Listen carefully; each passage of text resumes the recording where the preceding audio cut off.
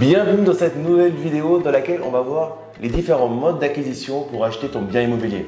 Donc soit tu projettes de l'acheter et ça t'intéresse déjà, des fois tu es très curieux en avance. Moi ce que je te conseille c'est de te concentrer sur le mode d'acquisition quand tu commences à être bien mature sur ton projet.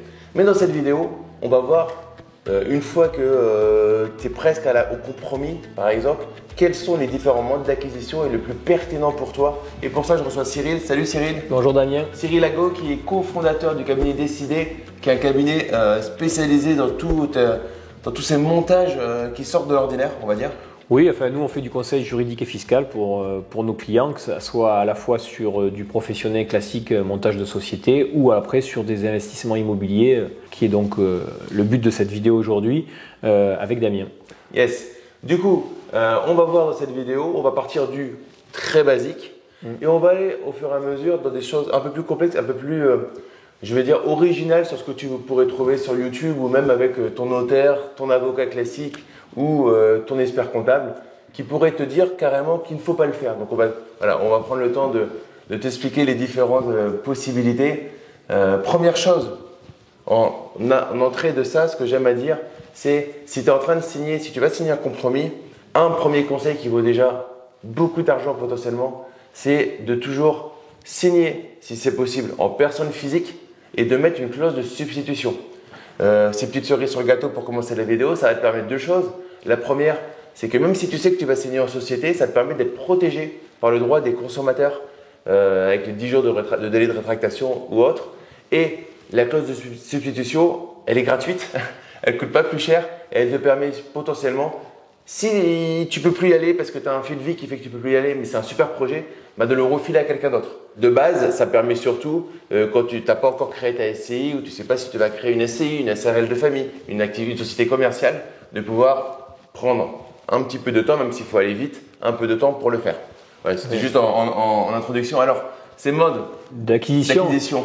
Alors le premier c'est de le faire en nom propre, c'est-à-dire qu'on ne crée rien du tout et on achète à titre perso un bien immobilier. Donc là vous allez vous retrouver avec un statut fiscal à l'impôt sur le revenu. Donc en fonction des résultats de la SCI, vous allez payer donc des revenus fonciers qui sont les revenus aujourd'hui les plus fiscalisés en France parce qu'ils vont venir se rajouter à vos revenus d'activité professionnelle selon votre taux de taux marginal d'imposition. Et là-dessus on va rajouter de la CSG-RDS à 17,2. Donc c'est vrai que c'est une fiscalité. Si l'investissement immobilier n'est pas important et que du coup ça va générer peu de revenus fonciers, c'est pas gênant. Mais dès que vous allez investir des sommes importantes, ça risque d'être douloureux de l'acheter en nom propre avec une fiscalité à l'IR. Voilà, donc ça c'est pour la première partie. Après, il y a effectivement la SCI qui a été faite exprès, donc Société Civile Immobilière, dans lequel il faut qu'il y ait au minimum 2 associés. Alors il y en a un qui peut avoir une part, si on fait une SCI avec 1000 parts, il peut y avoir un qui a une part et l'autre qui en a 999. Donc la Société Civile Immobilière va vous permettre, donc c'est elle qui va acheter le bien immobilier. Donc voilà, comme disait Damien, vous mettez une clause de substitution dans le compromis, comme ça vous l'achetez d'abord à titre perso et puis si vous voulez créer une SCI parce que vous avez eu le temps de réfléchir, vous avez vu que c'était plus intéressant pour vous, vous pourrez vous substituer à la SCI qui va être créée pour acheter ce bien immobilier. Alors la SCI, elle va avoir deux possibilités, soit elle aura un statut fiscal à l'impôt sur le revenu, soit elle peut avoir un statut fiscal à l'impôt sur les sociétés. Et évidemment, dans les deux cas, les conséquences sont radicalement différentes. Et il y a des avantages dans un cas et des avantages dans l'autre. Donc on va essayer de regarder quels sont les avantages et les inconvénients de ces deux solutions. Alors la SCI et l'IR. Alors la SCI et l'IR, le gros des avantages, c'est les revenus fonciers, on l'a dit, comme quand on achète un nom propre. C'est-à-dire que selon le montant de l'investissement et votre taux marginal d'imposition, généré par vos revenus d'activité professionnelle, cette SCI et l'IR, elle va vous générer de la fiscalité. Et c'est vrai que souvent, on fait en sorte que le loyer essaye de couvrir le crédit. Alors quand c'est comme ça, on se dit super, tous les mois, mon investissement immobilier, il se finance tout seul. C'est vrai en tout cas sur le mois, mais par contre chaque année, la SCI, elle va quand même faire un résultat fiscal. puisqu'elle va déduire les intérêts d'emprunt, elle va déduire certaines charges, mais par contre, le capital qu'elle rembourse n'est pas amortissable ni déductible.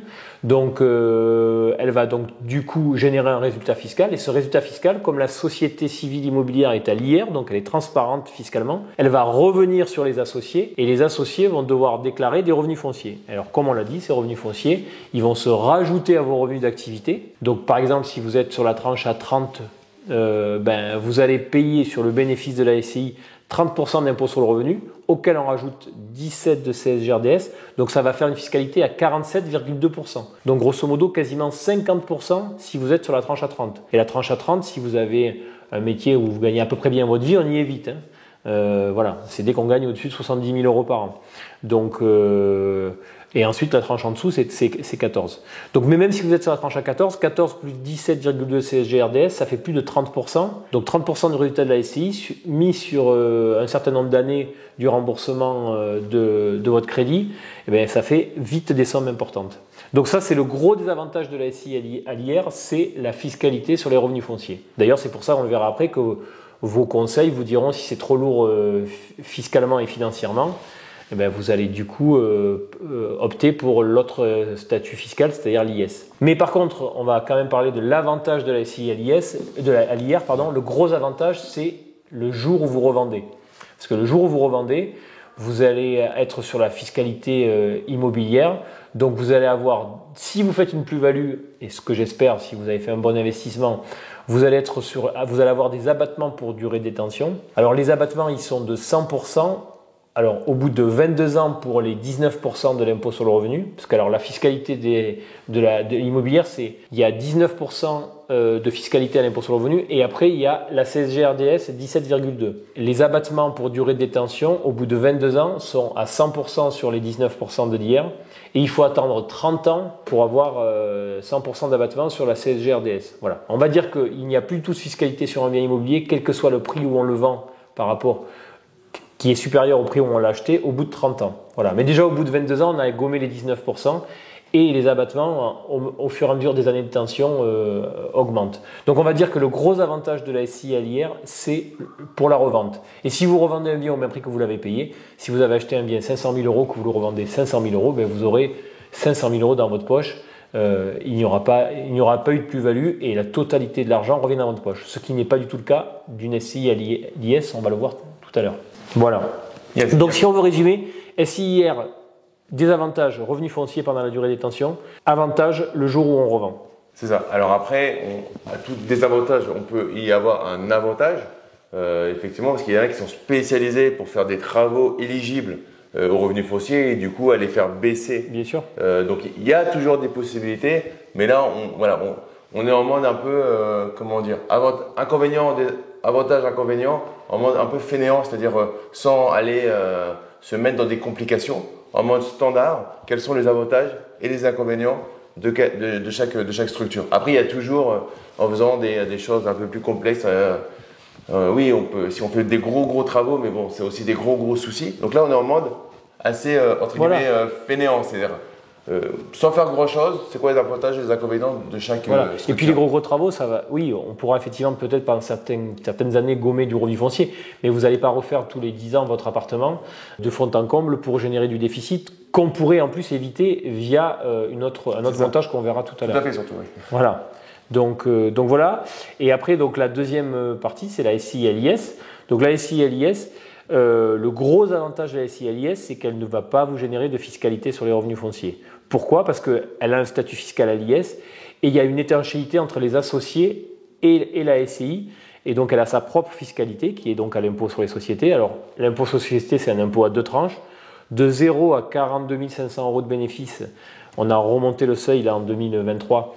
C'est 15% et au-delà, c'est 25%. Donc évidemment, en plus, quand on fait une SCI à l'IS, le gros avantage aussi qui va générer moins de résultats qu'à l'IR, c'est qu'on va pouvoir amortir le bien. Donc l'amortissement, c'est quoi ? C'est juste une écriture comptable. Vous avez acheté un bien, je vais prendre des chiffres ronds, qui vaut 1 million d'euros. En général, un bien, on l'amortit sur une durée entre 25 et 30 ans, mais partons sur 25 ans. Ben, vous allez pouvoir déduire pendant 25 ans, un 25e d'1 million d'euros. Alors, je ne sais pas combien ça fait, mais c'est pas loin, ça fait 40 000 euros, je pense. Donc, chaque année, vous allez pouvoir passer une écriture comptable de 40 000 euros qui va venir en déduction des loyers que vous avez touchés. Et donc, du coup, ça va venir fortement écraser votre résultat, ces 40 000 euros. Du coup, quand on a un bien dans une SCI LIS, souvent, si on a un petit résultat, en plus, on va le fiscaliser sur la tranche à 15%. Voilà. Alors bon, si tu veux les précisions, là, on a fait un petit raccourci pour que ce soit des comptes ronds. Bien évidemment, le terrain n'est pas amortissable, oui, c'est le bâti. Donc, selon les endroits, ça va être entre 10, 15, en moyenne 15%. C'est pareil, ça va pas être 25 ans, ça va être selon les différentes structures. Je sais, il y en a qui sont très, qui connaissent et du coup qui font très attention à ça. Là, le but, c'est juste de connaître, de maîtriser le principe et du coup, on a pris des chiffres ronds. Quoi. Exactement. Et en sachant que voilà, donc cette SCI LIS, elle, du coup, elle va avoir un résultat fiscal qui va être évidemment plus faible que si on avait été à l'impôt sur le revenu, et en plus qui sera fiscalisé à l'impôt sur les sociétés, donc il y a un impôt qui est beaucoup plus doux et que l'impôt sur le revenu. Et surtout, ça ne vient pas se rajouter à vos revenus d'activité par ailleurs. Donc là, voilà, le gros avantage de la SCI LIS, c'est la fiscalité. De ne pas avoir de fiscalité sur les revenus fonciers. Par contre, le gros désavantage, c'est la revente. C'est l'inverse de la SCI LIR, c'est que le jour où vous revendez, malheureusement, vous avez gagné pas mal d'euros parce que vous n'avez pas eu de fiscalité, mais par contre, le jour où vous revendez, on vous reprend gros ce qu'on ne vous a pas pris via les revenus fonciers. Qu'est-ce qui se passe? Si vous revendez un bien, on va repartir du principe simple que vous revendez au même prix que vous avez acheté. Bon, là, le bien, s'il a été amorti, on va vous reprendre la fiscalité liée à l'amortissement. Donc, si votre valeur nette comptable de votre bien dans votre SCI, elle est à 0, et qu'on repart du principe, on reprend le même exemple, vous aviez acheté 1 million d'euros, et bien du coup, on va vous fiscaliser 25% d'1 million d'euros puisque vous l'avez amorti. Donc 250 000 euros qui partent liés à l'amortissement en fiscalité. Et ensuite, l'argent, il est dans la SCI LIS. Alors soit vous le réinvestissez ailleurs et vous ne le sortez pas de la SCI rachète un bien, mais si vous voulez à un moment donné récupérer votre argent, là, ça va être une distribution de dividendes. Alors, tant qu'il y a la flat tax, on va dire que ça reste un peu moins douloureux que ce que c'était, mais en espérant que ça tienne, on verra dans les années qui viennent. Mais en tout cas, même à la flat tax, on va vous enlever 30% de ce qui reste des 750 000 euros. Donc là-dessus, vous enlevez encore 30%. Donc sur 1 million d'euros que vous avez vendu, il va vous rester grosso modo 550 000 euros à la sortie. Donc il y a 450 000 euros qui a été perdu, et ça c'est si vous avez revendu au même prix. Si vous revendez plus cher, il y aura en plus une plus-value entre le prix d'achat et le prix de vente qui sera fiscalisé à l'IS à 25%. Donc vous voyez que lorsque vous revendez un bien dans une SCI LIR, il y a toute une cascade de plus-value. Alors une plus-value liée entre le prix d'achat et le prix de vente, une plus-value liée à l'amortissement et une fiscalité liée à la distribution des dividendes. Donc grosso modo, même si vous avez acheté un bien que vous revendez au même prix, c'est-à-dire que vous n'avez pas fait un bon investissement, mais il vous en restera à peine plus de la moitié lorsque vous revendrez. Donc vous voyez que c'est quand même assez confiscatoire et souvent vos conseils vous disent « Ah non, mais fais pas l'IR, c'est trop douloureux financièrement », mais on ne vous explique pas les conséquences de la revente d'une SCI LIS. Et ils sont très douloureux. Ils peuvent être même supérieurs à l'IR selon votre taux marginal d'imposition et aussi selon le prix où vous revendez. Donc on voit que la SCI LIS, si on n'a pas le choix, c'est bien parce qu'on n'aura pas de revenus fonciers, mais par contre, le jour où vous revendrez, ça fait mal. Ouais, après, voilà, c'est surtout que si tu te lances dans une SCI et surtout que tu choisis une option IS à un moment, c'est que tu as une vision de société. Et du coup, quand on a une vision de société, le but c'est de faire grossir, par exemple, une holding qui va être au-dessus, mais de plus sortir l'argent en perso. C'est-à-dire que, ou de limiter beaucoup l'argent que tu vas sortir en perso. Et l'un des enrichissements aussi des grandes fortunes de ce monde, ils ont pas grand-chose en perso et beaucoup en société. Donc, on peut éliminer la deuxième partie qui est la flat tax pour remonter, ou le faire de juste ce dont tu as besoin pour vivre et que tu peux pas prendre sur ta société ou sur tes sociétés. Mais c'est clair que quand tu vas sur l'IS, tu dois pas y aller juste pour une petite économie d'impôt, c'est qu'il y a aussi une logique qui est que tu vas faire grossir du coup quelque chose qui t'appartiendra, mais pas vraiment. Donc, il faut être prêt aussi à se dire ça. C'est quelque chose qui nous appartient, mais c'est une société opaque. Donc, même si on est l'associé au sein de la holding, on est t'es avec ta femme, avec ton mari, malgré tout, ça t'appartient comme pas aussi gros que si c'était en nom propre.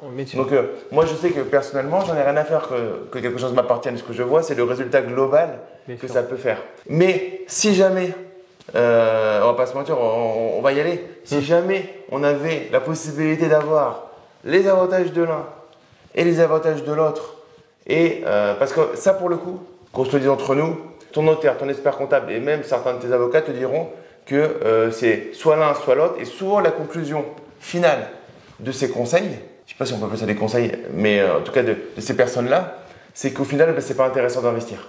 Parce que dans un cas, tu vas te faire prendre, dans l'autre cas, tu vas te faire prendre, donc bon, on n'investit pas. Alors souvent, on vous dit pas trop les conséquences de l'IS. C'est là où nous, on le voit régulièrement sur le terrain, c'est que les gens font une SCI à l'IS parce que justement, on leur a expliqué les revenus fonciers, on leur a dit, hein, là, ça va être trop douloureux, tu vas devoir prendre l'argent pour payer la fiscalité sur tes revenus d'activité. Donc, quand on a un crédit maison à payer, etc., résidence principale, c'est trop lourd. Donc on vous dit yes, mais par contre on vous explique pas la sortie. Et donc on vous dit pas forcément de pas le faire, mais en tout cas on vous dit fais de l'IS parce que là pour toi. Mais par contre on ne va pas expliquer la troisième voie, celle du démembrement. Et c'est dommage parce que voilà comme disait Damien, et c'est le meilleur des deux mondes. Et ce qui est rare en France, c'est de pouvoir combiner que les avantages des solutions qui nous intéressent et pas les inconvénients. Donc Cyril, c'est ce qu'on va faire. Parce qu'on arrive sur une vidéo longue et qui est assez longue pour le format YouTube. Ce que je te propose, c'est qu'on se retrouve dans une autre vidéo. On va parler du coup de cette façon mixte de mener le démembrement. En gros, on va jongler avec de la SCI à l'IR, jongler avec de la SCI à l'IS et d'une certaine manière gommer, pas 100%, on n'est pas magicien, mais on va dire 95% de l'imposition qu'il y aurait à payer. exactement. Donc toi, de l'autre côté, je te propose de t'abonner à la chaîne et de bien cliquer sur la cloche. Comme ça, tu vas être prévenu quand je sors de nouvelles vidéos. Et la vidéo qui va sortir derrière, c'est celle où on va parler de ce scénario 3 qui est le meilleur des mondes de la SCI à l'IR, le meilleur des mondes de la SCI à l'IS. Et par contre, comment bien le faire? Parce que quand je te dis ça, c'est très sexy. Mais derrière, il ne faut pas faire n'importe quoi parce qu'on a des sommes en jeu qui sont très importantes. Ça te va si on se retrouve pour une autre vidéo là-dessus? Sans problème. Super. Merci Damien. Donc, je te dis à très vite Cyril. Et de l'autre côté, je vous dis du coup à très vite. Si vous êtes intéressé par tout ça, abonnez-vous à la chaîne, likez la vidéo et en description, mettez vos coordonnées pour qu'on vous contacte sur ce sujet pour aller encore plus loin. Et je vous dis à très vite. Ciao.